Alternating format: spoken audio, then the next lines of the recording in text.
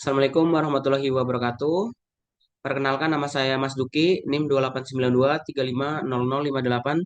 Saya dari Prodi Manajemen Universitas Pancasakti Bekasi.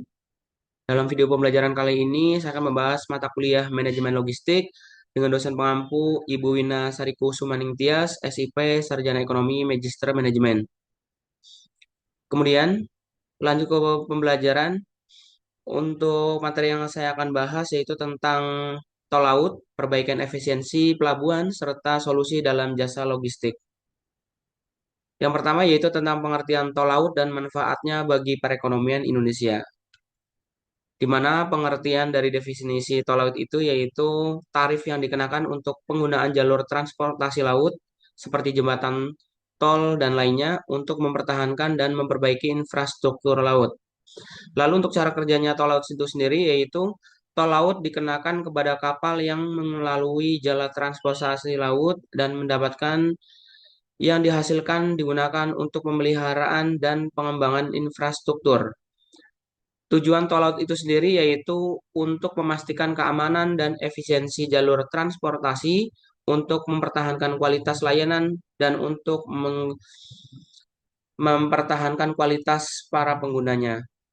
Lalu dalam peran pemerintah itu sendiri yaitu pemerintah memastikan bahwa tol laut dikenakan dengan adil dan transparan serta memastikan bahwa pendapatan dari tol laut digunakan untuk tujuan yang dijanjikan. Lalu kemudian manfaat tol laut itu sendiri bagi perekonomian salah satunya yaitu pembangunan infrastruktur yaitu mendapatkan pendapatan dari tol laut digunakan untuk membangun dan memperbaiki infrastruktur laut yang dapat meningkatkan kinerja dan efisiensi transportasi. Kemudian peningkatan akomodasi di mana tol laut dapat memungkinkan peningkatan kapasitas dan kualitas layanan infrastruktur laut yang dapat menarik investasi dan meningkatkan daya tarik eksportir. Kemudian meningkatkan ekonomi regional di mana pembangunan infrastruktur laut dapat meningkatkan ekonomi regional, terutama di daerah yang terletak dekat jalur transportasi laut. Lalu kemudian kinerja transportasi, di mana tol laut dapat meningkatkan kinerja transportasi melalui peningkatan keamanan dan efisiensi yang dapat mengurangi biaya operasional dan meningkatkan daya tahan kapal. Lalu yang kedua tentang perbaikan kinerja pelabuhan untuk meningkatkan pelayanan, di mana pengembangan infrastruktur di pelabuhan salah satunya yaitu dengan peningkatan jaringan jalan, di mana membangun dan memperbaikan jalan di sekitar pelabuhan untuk mempercepat arus lalu lintas dan mengurangi gangguan lalu lintas. Lalu ada perbaikan terminal, yaitu mengembangkan dan memeliharaan terminal pelabuhan untuk meningkatkan kapasitas dan efisiensi pengerjaan muatan.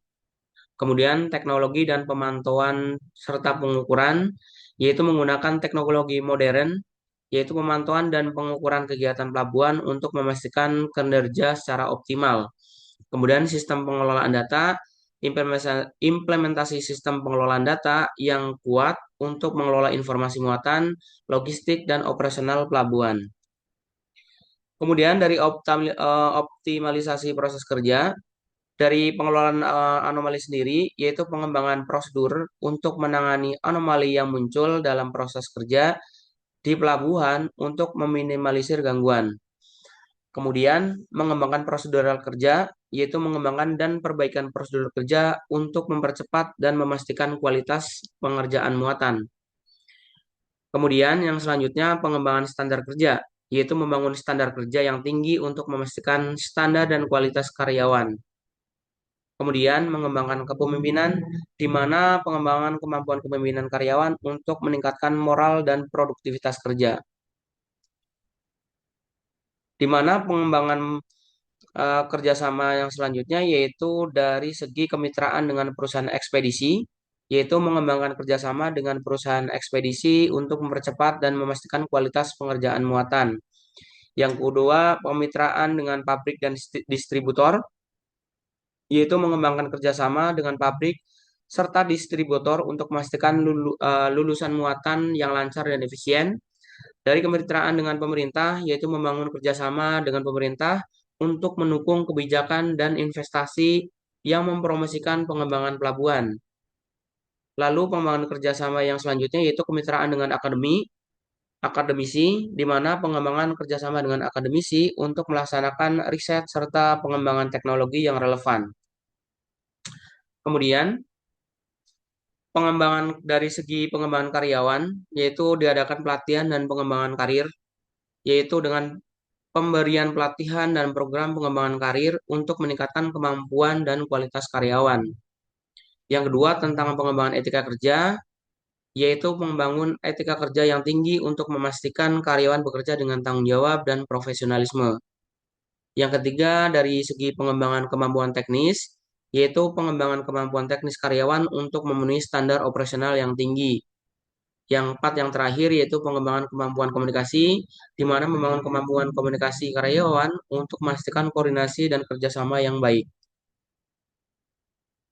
Untuk materi selanjutnya itu yaitu tentang efisiensi fasilitas dan transportasi, di mana fokus pada optimalisasi operasional fisik dan pergerakan barang, di mana biaya logistik Indonesia mencapai sekitar 23% dari Bank Dunia ini di tahun 2023 dan menunjukkan potensi besar penghematan melalui efisiensi yang terintegrasi. Kemudian, kenapa mesti ada efisiensi dan mengapa efisiensi itu penting? Di mana salah satunya yaitu bisa mengurangi biaya operasional, penghematan bisa mencapai 20%, yaitu dari segi peningkatan produktivitas, alur kerja optimal, mempercepat waktu siklus produksi, lalu keberlanjutan lingkungan dapat mengurangi konsumsi energi dan emisi karbo. Lalu dari keunggulan kompetitif yaitu layanan cepat dengan biaya efektif, tingkat kepuasan pelanggan juga meningkat. Lalu dari segi metrik kunci dan dampak efisiensi fasilitas, yang pertama dari penghematan energi, contohnya itu dari PTX menurun tagihan listrik menjadi 20% dari pasca audit dan under upgrade sistem.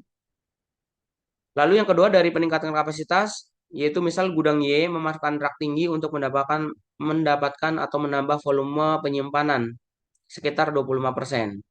Dari lead time atau pengurangan waktu idealnya yaitu misal dari lini produksi Z mengurangi waktu tunggu sekitar 15% dari perbaikan layout fasilitas.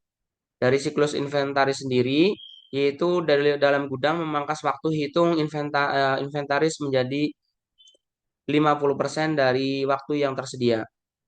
Kemudian, efisiensi fasilitas transportasi sendiri, yaitu dari rute dan penjadwalan, mengurangi jadwal dan waktu pengiriman barang, dari pemanfaatan armada, yaitu mengoptimalisasikan kapasitas dan mengisi balik kendaraan, dari infrastruktur pendukung seperti terminal, pelabuhan, dan jalan yang efisien meningkatkan kelancaran.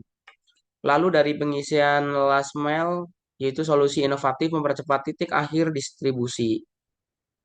Yang kemudian selanjutnya yaitu tentang metrik kunci dan dampak efisiensi transportasi.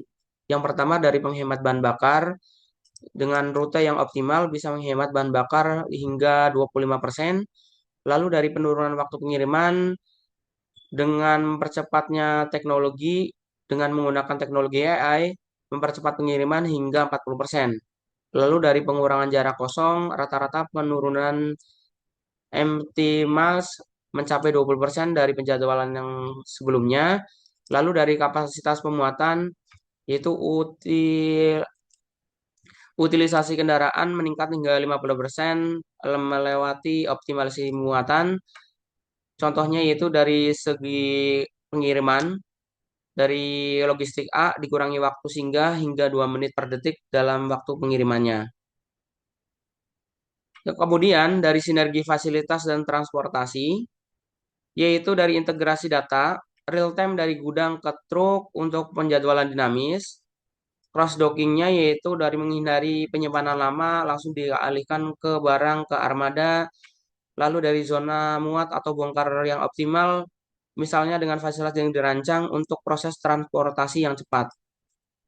Lalu dari segi manajemen slot waktu, lead time-nya yaitu koordinasi jadwal kedatangan dan keberangkatan kendaraan, dampaknya dapat menurunkan waktu tunggu kendaraan mencapai 30%. Dari segi teknologi dan strategis inovasi untuk efisiensi yang digunakan salah satunya yaitu dengan menggunakan Internet of Things, yaitu dengan memanfaatkan sensor pemantauan suhu, kelembaban, dan lokasi yang aset real time. Lalu dari segi kecerdasan buatan, yaitu dengan menggunakan memprediksi permintaan secara optimal dari rute pengiriman yang berbasis data. Lalu dari otomatisasi, yaitu menggunakan robot, serta menggunakan efisiensi dari penggunaan gudang. Dari manajemen armada sendiri, yaitu dengan memonitoring performa kendaraan dan pemeliharaan yang produktif setiap harinya, serta digitalisasi dokumen, yaitu dengan memangkas waktu administrasi sampai 70% secara proses digitalisasinya. Kemudian dari layanan dan solusi jasa logistik, pasar logistik Indonesia mencapai 180 miliar US dollar pada tahun 2023. Salah satunya itu didorong oleh pertumbuhan e-commerce yang diperkirakan mencapai 100 miliar dolar US di 2025, dan selanjutnya biaya logistik masih tinggi yaitu sekitar 20% dari PDB dan tingkat tertinggi di Asia Tenggara. Kemudian tantangan utama dari logistik Indonesia, yang pertama dari segi geografis kepulauan, Indonesia terdiri dari 17.000 pulau yang kompleks dan menyulitkan konektivitas logistik antar wilayah.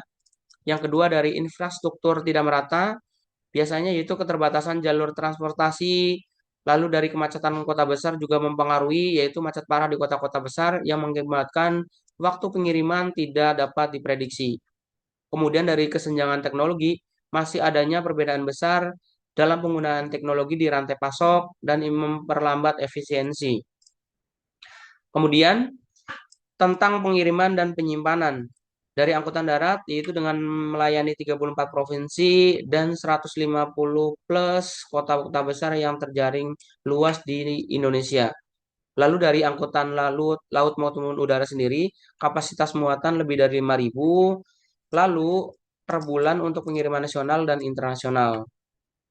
Dari pergudangan sendiri, pusat distribusi seluas 200.000 meter persegi tersebar di Jawa, Sumatera, Kalimantan, serta pulau-pulau lain dengan fasilitas canggih. Lalu dengan pengelolaan inventaris, akurasi stok hingga 99,5% menggunakan sistem warehouse management system. Kemudian solusi dari nilai tambah khusus dari rantai dingin, di mana armada lebih dari 500 kendaraan berpendingin dengan suhu rata-rata minus 25 derajat sampai plus 20 derajat untuk pengiriman produk sensitif. Lalu dari segi proyek, penanganan kargo yang berat hingga 500 ton untuk proyek konstruksi dan industri besar. Kemudian dari penanganan bea cukai, biasanya pembebanan lokasi dengan efisiensi hingga 98% pengiriman tepat waktu meskipun regulasi kompleks. Lalu dari last mile delivery-nya itu mencakup pengantaran di lebih dari 100 kota dengan rata-rata waktu 24 jam dari pengiriman terakhirnya. Kemudian selanjutnya yaitu manfaat jasa logistik, di mana salah satunya yaitu penghematan biaya, biasanya yaitu pengurangan total biaya hingga 20% dari bisa memberikan pengurangan total biaya logistik hingga 25%, yaitu memberikan keuntungan yang kompetitif juga, yaitu dengan pengurangan risiko. Yang kedua yaitu pengurangan risiko, di mana asuransi penuh dan kepatuhan regulasi mengamankan setiap tahap pengiriman. Kemudian, peningkatan keandalan, yaitu tingkat pengisian tepat waktu mencapai 98%, yaitu meningkatkan kepuasan pelanggan. Lalu yang selanjutnya yaitu skalabilitas operasional, yaitu dukungan penuh untuk volume musim hingga 300% tanpa kendala kapasitas.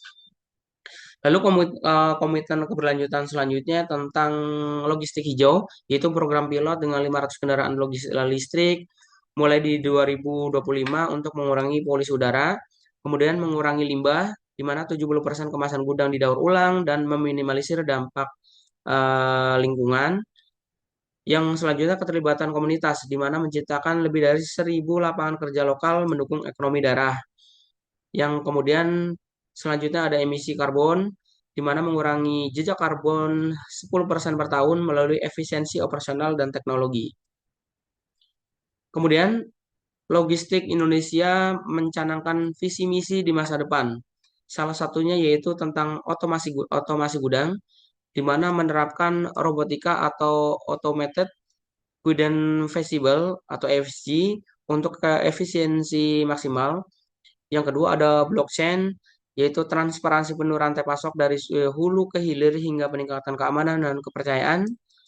Lalu selanjutnya ada ekspansi jaringan, di mana membangun hubungan distribusi antar kota tingkat 2 dan 3 untuk memperluas jaringan, serta inovasi AI, di mana optimalisasi prediktif dan pengelolaan risiko dengan teknologi serta kecerdasan buatan. Baik, demikianlah pembelajaran singkat yang dapat saya sampaikan. Kurang lebihnya mohon maaf. Wassalamualaikum warahmatullahi wabarakatuh.